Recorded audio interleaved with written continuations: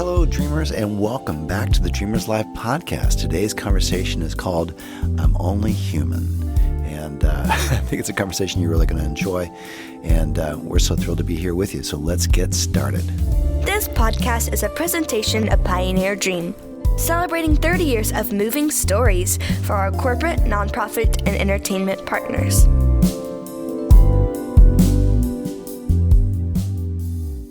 Hello, fellow dreamers, and welcome back to the Dreamers Live podcast. We're so thrilled you're here, as always, in the center of the known universe, the Pioneer Dream Loft in Bartles, Oklahoma. I am joined, no surprise, by Ann Jeanette, my cohort. How are you, Ann Jeanette? Hello, I'm doing just fine. I'm doing better than you are. Yes, you are. You have the cold from hell. I am infirmed. Yes, we had a pretty amazing week. Last week we had three Dreamers events in 7 days, and it was fantastic. But then on the 8th day arrived this cold, and I have been living with it ever since. And I know. And I know there are jokes about man colds and all that kind of stuff. Yeah, But you guys get the man flu. I think this one is the real thing, though. Well, I thought you were just being kind of a big baby the first day, a little bit. But then as it's progressed, you have my sincere sympathies. Well, I mean, I have almost died several times from That's true. And a lot of, honey, I'm so sorry. You're sick. Don't breathe on me is how that's been going.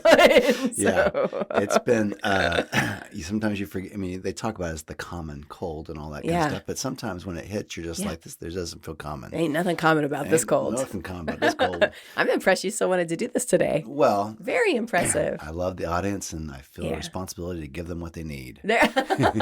What would they do without these podcasts? Exactly right. Life-changing moments for sure. We did have a pretty extraordinary week last week with 3 different Dreamers events over 7 days. One in Austin. Yeah, one, a great time. We came back to the Ville. And did one at Cooper and Mill Brewer Company, which was fantastic. Great group, a lot of new people, my gosh. a lot of regulars. That was really cool. Yeah, so we've kind of changed some stuff up in the way we do those events and ticketing and all that kind of stuff, and just really opened it all up. Yeah, so, just come if you can. Which is really great, but it's also a little difficult because you don't really know from event to event who's going to show up. Yeah. It's like when we did tickets, you're like, oh, okay, well, we're on schedule to have this many people. We got this many, and now you don't know if it'll be 5 or 50, and it's like, okay, well, we'll just see what happens. But somehow it always works out, it's been nice to just say to people, I think people have enjoyed, not necessarily having, well, I'll be honest with everyone, full discretion.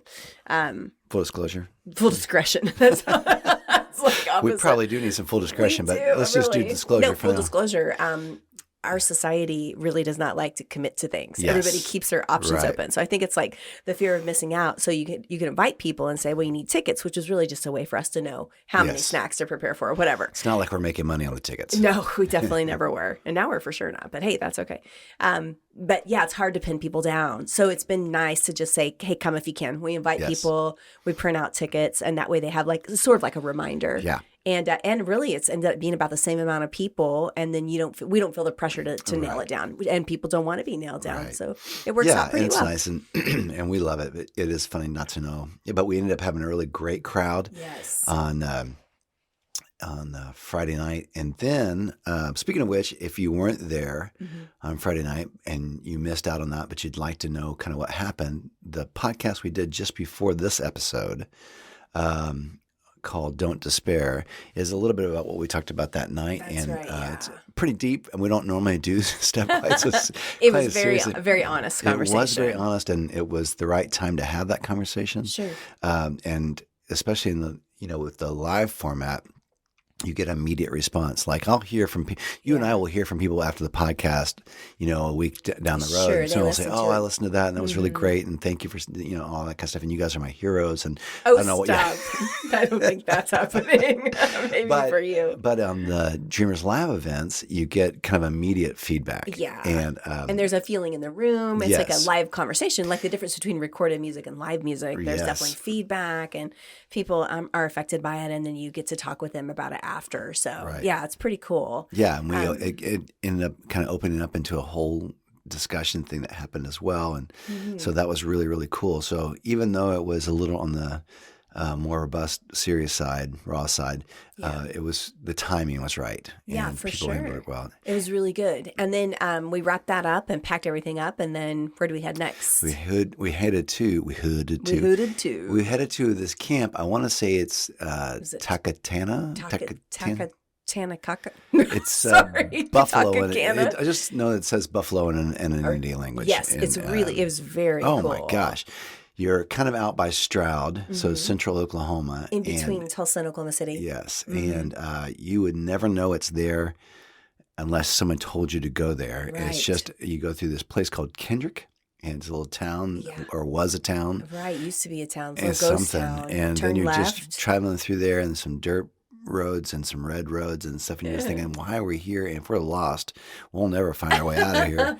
And finally, we kind of happened upon the place that we were supposed to be going to, and it was gorgeous. Yeah, all incredible. This tall grass and buffaloes and a lake and walking trails and all that kind of stuff. And we were there on behalf of a private party, and just somebody who a new friend of ours was celebrating a shout out significant to birthday. Jay, yes. Shout out to our friend Jay. And so so then it was really funny because we ended up well, it was funny on a couple of accounts. One, Jay had wanted to make the whole Dreamers experience a surprise for her guest. Right.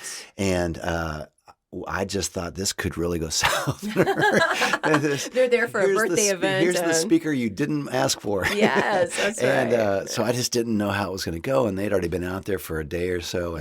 And we showed up, and you actually played music, and it was really fantastic. Did a cocktail hours worth of music. And then we ended up knowing a lot of the people that were there, which we didn't know before we got out there. It was a really cool group. Yeah. I mean, unlike when we do Dreamers Live events, it's very eclectic. This was a specific group of friends that had been curated by this person, our new friend Jay.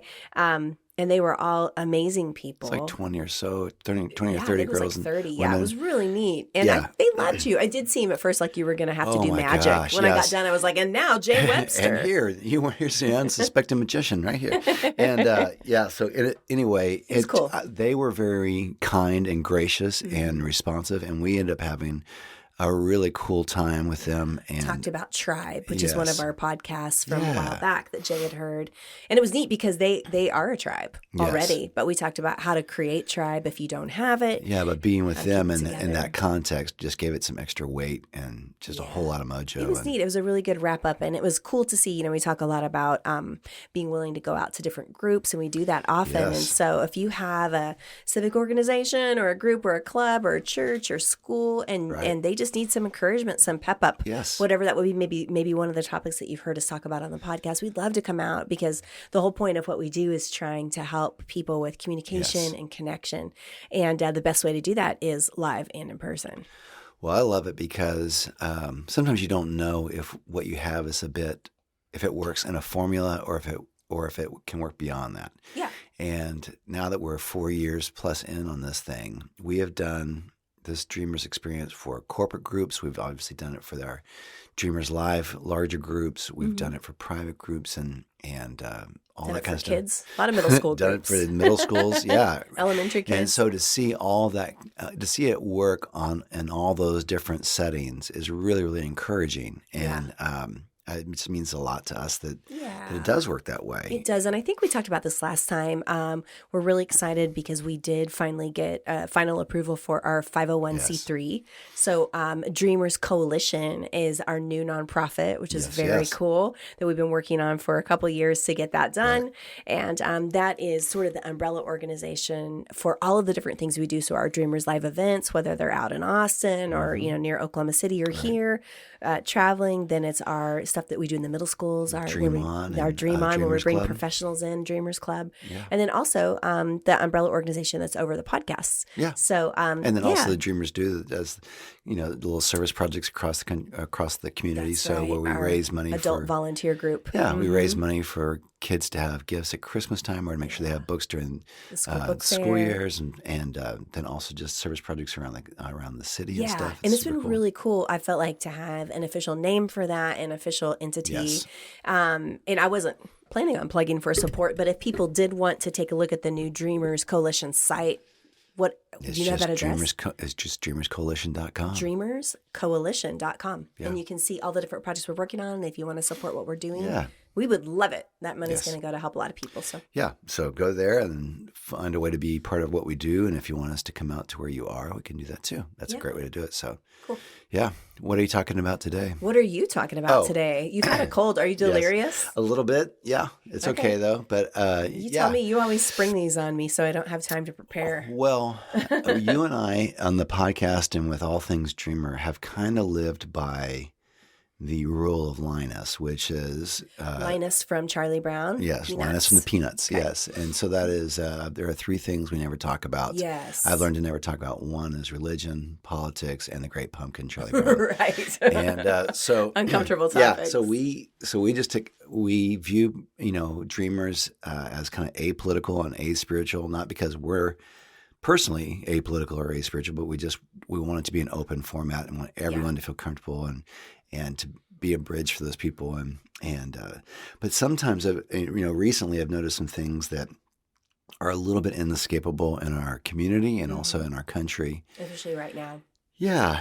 And I feel like this is not a new thing, but it's really peaking right now where different parties and different people are really taking spirituality and faith and kind of manipulating that and putting a pressure on people to abide by a certain thing. Right.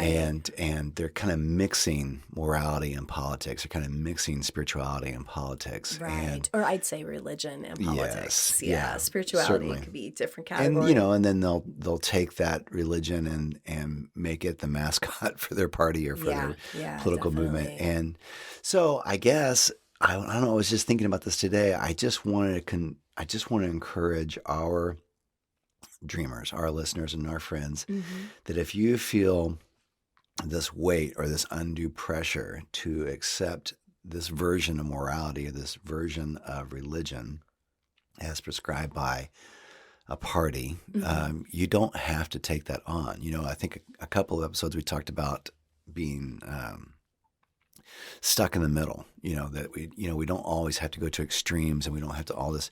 You can vote. You can vote for whoever you think is going to do the best job. That doesn't mean we have to take on everything they sell. Yeah. So if there's a weight or undue pressure to subscribe to morality from political figures or media heads or TV hosts or whatever, you don't have to go along with that. And you can vet the things that people say. You can be okay with their economic policy. You can be okay with their, whatever plan they have for XY infrastructure and their everything platform. else. But you don't have to subscribe to their morality at the same time. And we can kind of, we can separate those things out a little bit as we go forward. And so I just feel like there's an increasing number of political leaders are kind of promising the things they can't deliver. And I don't know how it's gotten so convoluted and so connected and why it can't just be this is our plan for the border or this is our plan for infrastructure. But they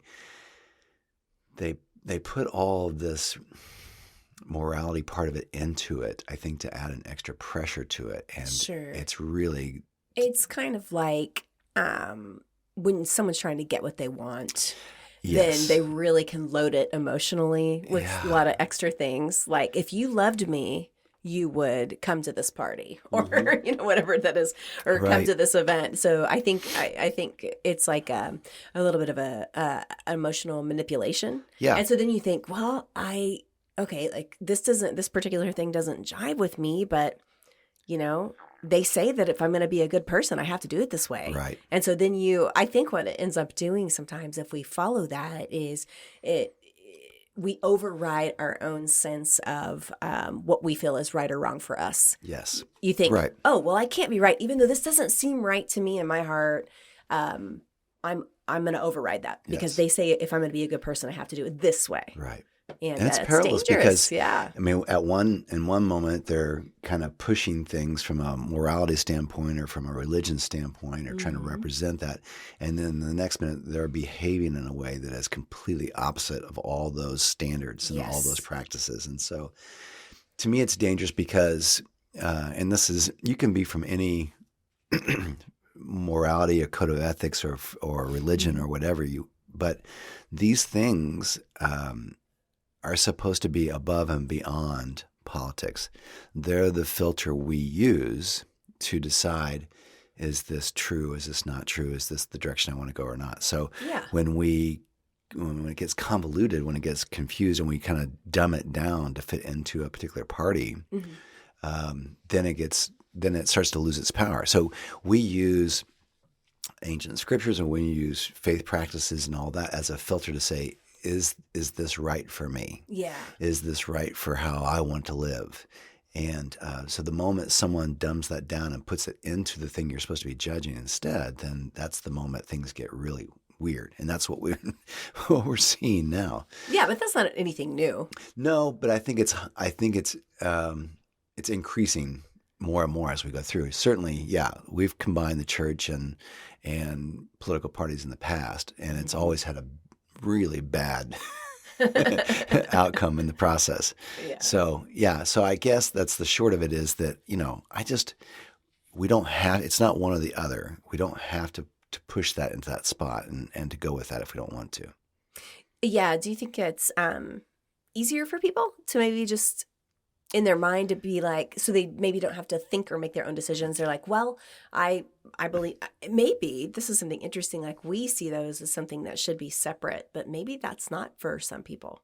Maybe it's easier to have a party line / religious line that you believe in. Right. And then those decisions are kind of just made for you. Well, it starts that way. And then I think it becomes something that can become manipulative. So manipulative.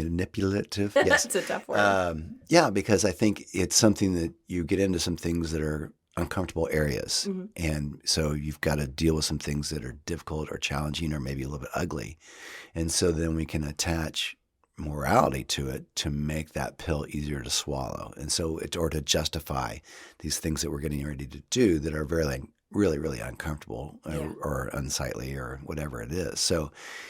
Yeah, I think, we start off with something that seems like a good idea. Hey, we should be the moral party, or we should introduce these morals into our governance, and we should do these things because that's what upstanding people do. That's what good cultures do.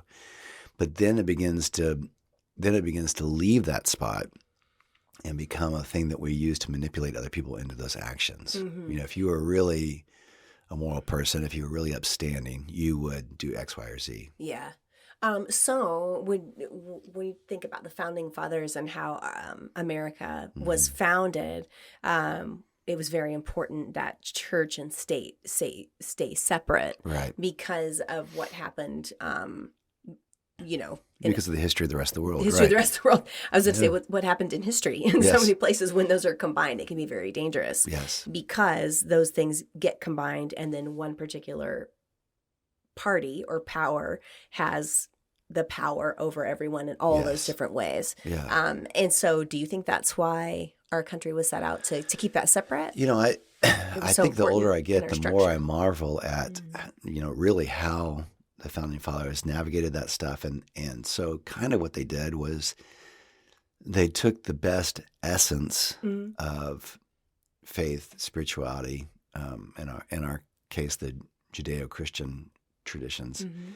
They took the very best of that by saying things like, all men are created equal. This is the platform that we should operate from, that all men are created equal, that everyone has this opportunity, that we should live by this code. And then that's where it stops. So in terms of prescribing a universal religion or something like that, or being heavy-handed about those things. Yeah. So they essentially took the freedom of spirituality and said, this is what we're starting from. All men, we should be able to do these things and shouldn't have to live under the heavy hand and all that kind of stuff. And then they said, so now that we're in that spot, let's get on with that. But anything else becomes the fingerprints of man. And so once you start saying these are our religious tones, that's the moment our hands get involved in it instead of a divine sense of that stuff. Yeah. And so, I think you can see it. I mean, I think they were well aware of the abuse of religious power as a tool to get political gain. And I think that's the thing we're seeing again now, which is so devastating. Yeah, I mean, that's basically how men have worked from the dawn of time. Yeah. We will intimidate you with all of these things, and you must agree, and here's how. So even though theoretically we still have separation of church and state, I mean, yes, right. It doesn't always feel like that in Oklahoma. We're battling for it now. We're battling for it. That's the way that it's set up so that we have freedom to make those decisions on our own. Yeah. So what do we do? I mean, this is something that we're living in. How do you survive it? So I think this is across the board. I think this is our challenge. So whether it's about politics or whether it's about religion or it's about faith groups or whatever it is, we've never been required more than we are right now to just go with stuff, to take the whole party, to take the whole thing, the whole agenda, and not question anything. And it's never been more important for us to take time to consider things individually, to take time to separate things, to take time to slow those things down and to consider stuff. It doesn't matter to us, obviously, which political party you are a part of, whether you're Republican or Democrat or independent or not affiliated.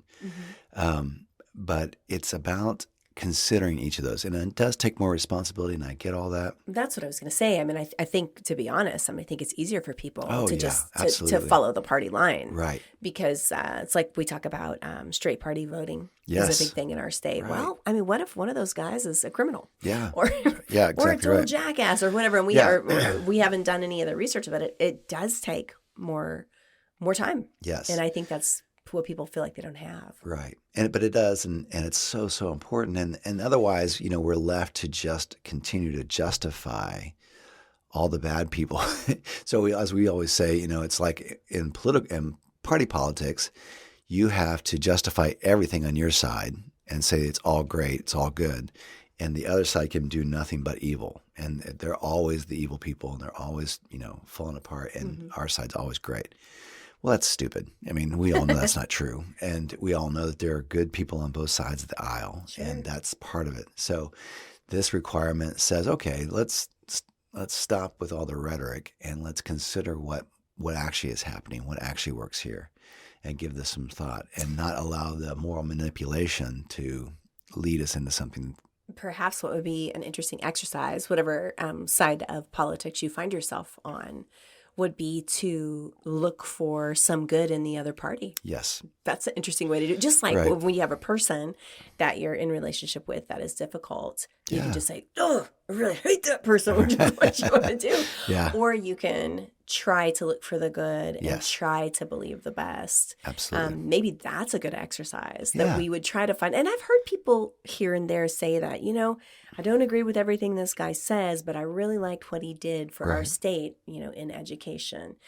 This one bill that he passed, or she. And in the same way that we can choose to not justify the bad behavior of people on our side or our party. Yeah. So we can be honest in saying this is not a good person. These are not good policies. Yeah. I don't have to justify what this person said. I don't have to be an apologist for them. Yeah. That's not who I am. Unfortunately, I think between the two options or three options, this just happens to be the one I think will get us to where we are best likely to get to. Yes, but this person we're talking about is a jackass, and I can see that. And I can say that. I can say that I don't like this person. I don't like this tone. I don't like these things. And I think that gives us to a place of honesty. But getting red in the face and trying to defend something that's ugly, that's not helpful, Yeah, for sure. It's a season of that. And we are all working toward, I think, hoping we can find some ground in the middle. Yes. My dad always taught us growing up, which was one of the more valuable lessons he taught us, of lots of good things. My parents are great. Many of you know them. But he always taught us to believe the best about someone. Yeah. So it's really interesting because it's actually an exercise that you have to go through. Yes. So if, for instance, if there is somebody at work who is a total jackweed, as we say, that you're dealing with all the time, you can say, God, I really hate Trevor. Or, in your mind, sorry, that's our name. You say Carl, I say Trevor. Right. We don't even really know either. But we know an awesome Carl. So, but anyway, you can say, why though? Is he acting like this? Right.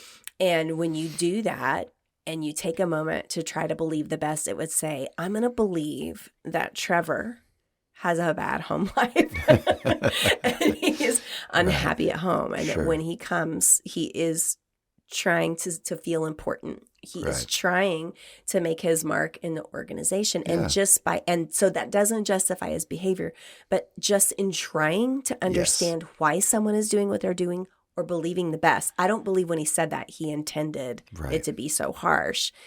It's an exercise you have to put yourself through, and it takes some time. But when you can see that from other people's perspective, it helps you be more compassionate toward people. I think that's really brilliant. And the other thing we've also noticed, of course, is that the primary response for fear is anger, is rage. Oh, right. So, I think we're dealing with a lot of that right now. There are people like defensive anger. Yes. So I think that, we're seeing an awful lot of that. People are responding in fear. Yeah. I'm afraid we're going to lose the America we know. I'm afraid we're going to do this. I'm afraid of this. And so the response has been kind of this outspoken anger. Yeah. And so that's really the motivation of this, the fear. So if you can start to ask yourself, you don't have to convert your thinking to their thinking or vice versa, but when you ask yourself, I wonder why they're responding this way, and especially with this much anger. Yeah. I wonder what they might be afraid of. Yeah. And is there a way to address that fear? Is there a way to allay that fear? Is there a way to understand some of that fear? Yeah, and that's one thing that I know has helped us when we have conversations sometimes about people have a different political viewpoint is they are afraid. They are afraid of losing, what they have. They're afraid of their family's safety. Right. They're afraid that everything is going to change. And when you take it out of that just makes zero sense and I don't understand them at all. Right. To breaking it back down to they are humans. Right. And oftentimes fear is at the root, usually of anger and defensiveness. Yes, it is. And then you begin to rehumanize. We're doing a lot of dehumanizing, but you can rehumanize people. That's a big thing. And remember that they are. And at the root of it's usually fear in their heart. And also that for the most part, all of us want the best for our country, want the best for our families. We come from that place of hoping the world could get better. We just can see it very differently. But when we rehumanize people, we remember that that's what they really are, is a person with, feelings. I think we have to splinter up the parties, and start looking at people as individuals again and not just Republicans or Democrats, or conservatives or liberals. We've got to start seeing people as people again. And that starts with us. That starts with us being people again. Yeah. And not just being. How do you suggest we rehumanize ourselves? Well, those are the things we're talking about. I think it's not looking at ourselves as one or the other. It's not looking at, it's not identifying as a Republican first, but as a human first. Yeah. And it's not taking the whole party stand. I think it's about splitting stuff up and saying, okay, here are the things I think about, but I can be apologetic, I can be honest about the failings of my party without having to justify my whole party in the light of that. Right. And if you lean more towards the Democratic Party or independent, knowing that you don't have to take the whole enchilada and you don't have to defend the whole enchilada. Right. I mean, we fall in the middle on a whole lot of things. We fall into the middle of the enchilada. Hey, the middle of the enchilada is really most delicious. If it's like warm in the center and has like the most sauce and everything, it's really the best part of the enchilada. But we're going to have to be able to do that. And I know we talk a lot about like not wanting to talk about politics. I will avoid it at all costs. Yes. I hate confrontation. Right. And I also don't think that politics is what's going to save the world. No. So for me, I just don't really want to talk about it at all. We're just kind of working around politics. Yes. But you're better at being willing to have peaceable conversations about it. I'm like, I'll see you later. Bye. Well, I just want to find this common ground. And I do, there are very few people that I will ever have a political conversation with because I don't want to get into that. And I think the moment we make it about politics is the moment we lose. Mm-hmm. Like you say, it's really about being human. It's about finding that ground that we can connect on. Yeah. Other people are much more skilled at having political conversations than we are, but that's okay. This is our role, and our role is to us, to make people human again, to find the places we can live together, to try and to get back to humanity and less to party and not take the marching orders that everybody is giving us right now. Yeah. Which is a quest for hate and division, and it's like, it reminds me of the lyrics of Rage Against the Machine, and yes, and then also one of our daughter's favorite bands, and we like them too, 21 Pilots. They have a song, and it says they're trying to weaponize you and I, right. And so that to me is when you get that feeling that a particular party or a religion or group, whatever that is trying to weaponize you. That means they're trying to power grab. Infiltrate your mind and heart and get you to become a weapon toward other people. Right. And I'm not going to do that. And that's so they can stay in power. They don't care about us in the process. They just want to stay in power. Yeah. And they're not doing that for us. They're doing that for them. We're not weapons, for a party.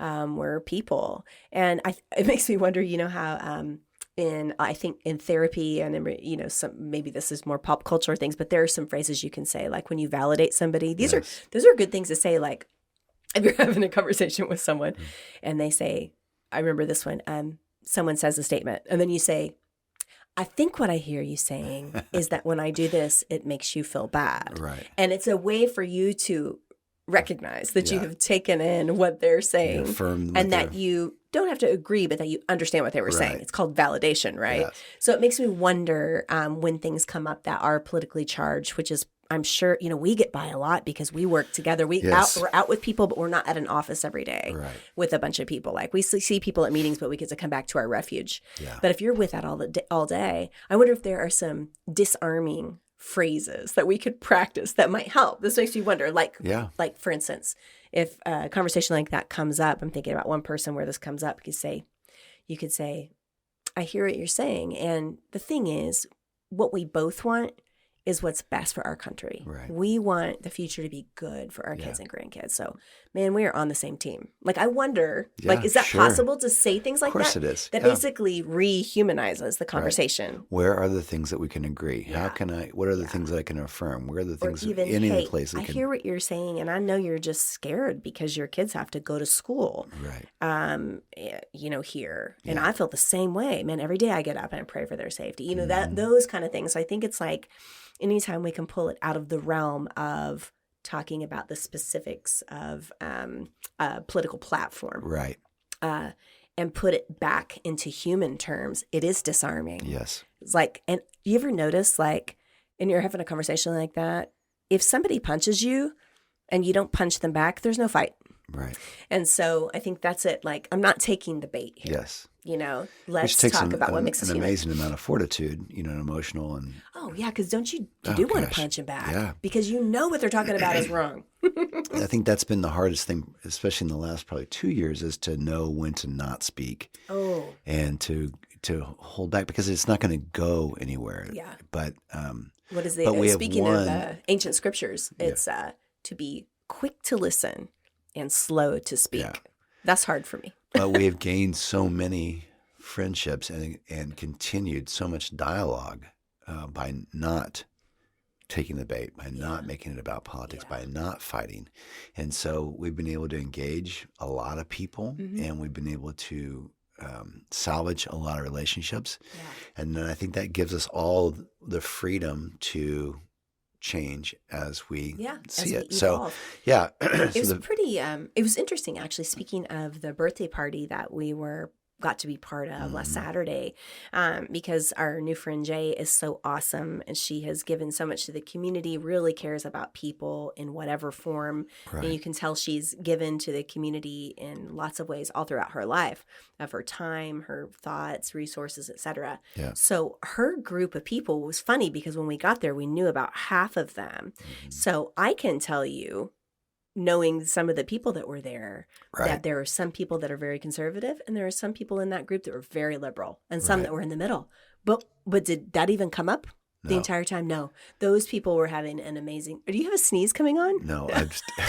I saw you looking sorry. Looked like you were getting ready, like where you're trying to sneeze on the mic. But that's what was so interesting was none of that came up. They were friends based on a love for the community on projects they done for the good of others. And so Yes. that bond was stronger, I'm Yes. sure, than what, and my guess is because there were different, political groups probably represented, et cetera, but that's not what they talked about. Right. They were just having a great time together, just Yeah. being human, Well, you and I have talked about different friendships we have, and I referenced this in a story, a podcast, several podcast episodes back. But Mm-hmm. the short of it was, we have a couple of friends, and they are night and day different from us politically, and probably theologically, and every other ology as well. All the ologies.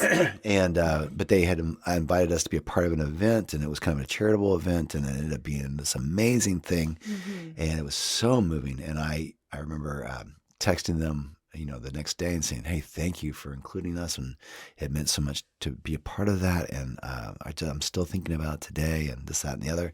And then they responded, "I'm so lucky to call you friend. I'm so lucky that we are friends together." And then I thought in that moment, I'm so glad I didn't let politics steal that relationship away from me. I'm so glad I didn't allow that separation, because yes, that would have been like scratching poison ivy at the time, to go off and say, and you don't, and this, that, and the other, and this thing, and this thing, and I would have felt justified in all the things I would have said. And all it would have done was sever the relationship. Absolutely. I mean, people are so much more than their ologies. Right. Exactly right. I mean, those are just extensions of the information that we all have at the time. They're based on our life experiences, what we've been through personally, et cetera. Right. And so we have to be able to look past that, to love people and to be friends with all. Yeah. That's, to me, that's why I don't like talking about politics. Right. I'm like, that's what will change the world. So this is what we need from you, dreamers. We need you to stand up and not heed the call to hate the people on the other side. Do not allow yourself to be weaponized. We need you to be honest and not justify every stupid thing that a party does or says, or a religious leader or anybody else. Or a soccer team, whatever. We need you to think a little bit for yourselves. Use your brains. and to know that neither side is perfect, and it's okay to admit the places where your side fails and where the other side succeeds and what they're doing well. And we need you to be a human yourself and to recognize the humanity in other people. That's our only way to move forward. Yes. So the side thing, there's not going to be a time, there's not going to be a time where, suddenly the right side wins. Mm-hmm. Or the left side. Or the left side wins. That doesn't happen. That's not the way our nation is set up. Right. So we're going to continue to be in this together. Mm-hmm. So why not figure out how to do that as humans? Why not figure out how to do that and moving forward without so much bitterness and all that other stuff? So that's your call, is to not take the siren, is to be bigger than a party. That's right. Yeah. Be bigger than a party. I love that.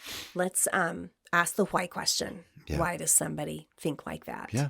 And look at their life circumstances, and that breeds compassion. Where's any place that we can find agreement? Where's any place that we can connect on? Because the more we are connected to each other, and the more comfortable people feel around us, the more likely we are to figure out if we are doing something wrong, if we're holding to something wrong, then we feel more comfortable making a change. But if we're in the foxhole, right, if we've been pushed into a corner, well, then we're just going to defend ourselves until we die. Yeah, exactly. But you and I view things radically different now than we did probably 20 years ago. But most of that's because we've had life experiences. Well, we had life experiences, and we felt the freedom to adjust as we were going on. Yeah. No one was putting us... And not to be embarrassed to say, I was wrong about that. Right. Now I've met people who are in that situation, and right. It's not like I thought, when I was 27 or 35 yes. or whatever.